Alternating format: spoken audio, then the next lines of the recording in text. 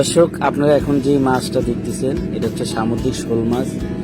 তো সামুদ্রিক শোল মাছ আপনারা যারা দেখেন না এখন দেখে নিতে পারেন। দেখুন কত সুন্দর কালার এবং মাছগুলো একেবারে জীবিত আসছে। এই ট্রলে আমাদের 3টা শোল মাছ আসছে, তার ভিতরে 2টা একটু বড় আর একটা একটু ছোট।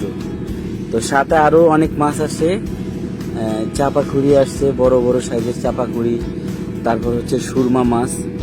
তো দর্শক, আমি আপনাদেরকে একে একে সব মাছ দেখাবো এই ভিডিওতে।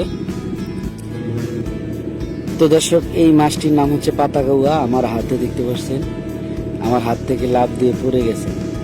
মাছটি একেবারে জীবিত আর মাছটি দেখতে খুবই সুন্দর। তো দর্শক, আরও অনেক মাছ আসছে, কালাসান্দা, তারপর হচ্ছে সুরমা মাছ। আমরা এই ট্রলে আরও অনেকগুলো সুরমা মাছ পেয়েছি, তো সেই ভিডিওটা আপনাকে আমি দেখাবো। আপনারা ভিডিওটি না টেনে যদি দেখেন তাহলে দেখতে পারবেন অনেক বড় বড় সুরমা মাছ আমরা পেয়েছিলাম একই সাথে। এটা হচ্ছে রাঙাচুক্কার একটি বাচ্চা। তারপর হচ্ছে তপসী মাছ। আমার হাতে এখন যে মাছটা দেখতেছেন এটির নাম হচ্ছে তপসী বা তবল মাছ বলি আমরা, আর ওগুলো হচ্ছে চাপাখুড়ি। তো ভিউয়ার্স, এই যে দেখতে পাচ্ছেন এই হচ্ছে সুরমা মাছ।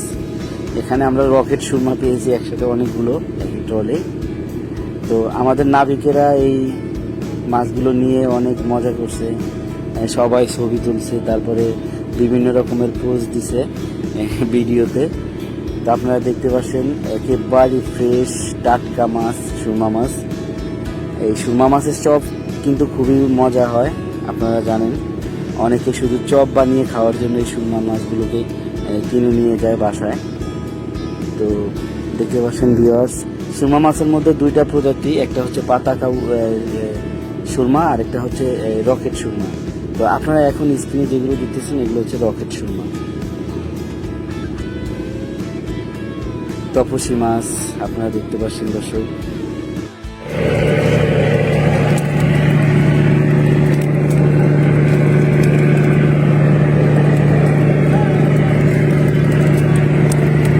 সাগর থেকে মাছ উঠানোর পরে যখন আমরা ব্যাগটা খুলি আর মাছ জীবিত থাকলে ওই মাছগুলো লাফালাফি করে। তো আপনারা একটু আগে শুনতে পেলেন যে মাছগুলো লাফাচ্ছে, তার অরিজিনাল আওয়াজ। আসলে আমি আমাদের এই জাহাজের যেই অরিজিনাল যেই সাউন্ডটা সেটা আমি রাখতে পারি না, শুধু নয়েজের কারণে। প্রচণ্ড নয়েজ, মানুষ চিল্লাচিল্লি করে।